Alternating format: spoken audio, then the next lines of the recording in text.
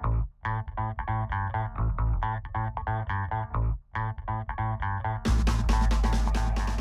this is Bill Wood with Disciplined Trading Decisions. Time for the weekend update for the crude oil futures market. But first, trading futures, options on futures, and retail off-exchange foreign currency transactions involves substantial risk of loss and is not suitable for all investors. Past performance is not indicative of future results. Welcome to the weekend update for Monday, October 17th, 2016.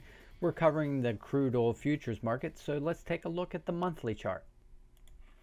On the monthly chart, we've had lower highs and lower lows, and we're just at a point where, are we going to break out of this or not? Right now, we're in a several month balance. We peaked above this high, but we haven't been able to close above that high.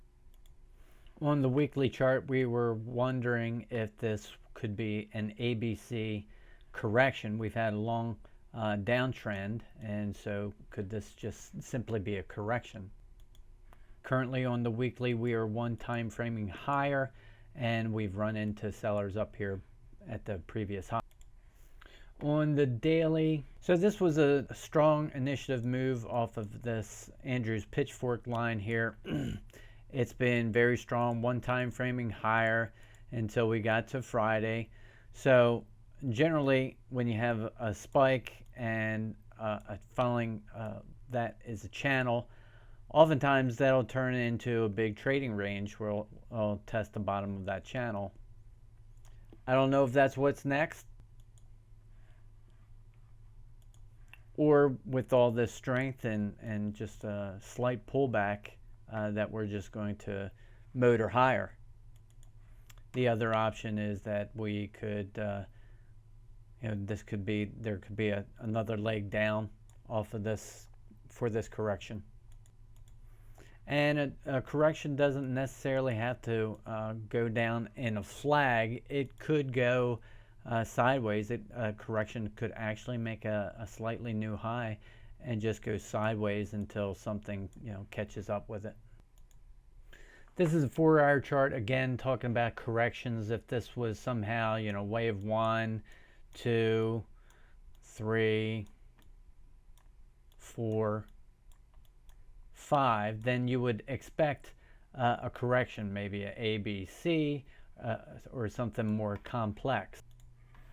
This is where we closed Friday. I was under the impression that this may be a larger correction at this point, but the first line of defense that we talked about was this low volume node, and that is exactly where it turned around.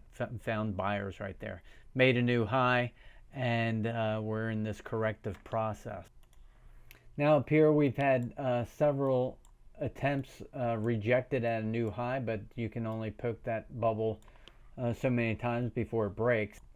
So I would suspect that we're going to revisit these highs, but that may be after a larger correction. So we've tested down here, tested again, tested again, tested again.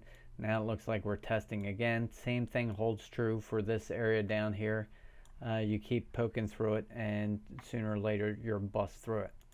Now the argument for the trading range would be you have a nice, fairly good Gaussian shape here. You got a fairly nice Gaussian shape here, but this is all jagged and ragged. So if we break through this area, we could fill in this area, and that would be the trading range. So I think it's going to be very important to see if this low volume node holds here, and if it cannot and you get acceptance within this range, then it may go ahead and touch the opposite end of that range, or the beginning of this channel, which is a typical pattern. On the market profile, you can see that we're very comfortable in this area right here. This was Friday's close, and we were saying it depended a lot on where it opened, and if we got any acceptance within this this distribution, which we did, we actually opened above it, that we would be making new highs, which is exactly what we did. Looks like that was short covering. We opened here the following day, tested higher, then could not fill in those single prints, so we tested lower, Now we have single prints down here and single prints up here. So depends where we open on Monday. The most likelihood is that we'll open within this distribution here. So if we do and we test higher, can we fill in these single prints? If we can, we may test the highs. I'm not saying break new highs, I'm just saying test the highs. If we test lower, and again, if we cannot fill in these single prints, then you want probably test this day's high, Friday's high. If you can fill in these single prints, if you get acceptance down in here, then the likelihood is that you're going to break these lows, and you may have a trading range down here, or you just may have your sea leg of the correction before it can break through all this and go higher.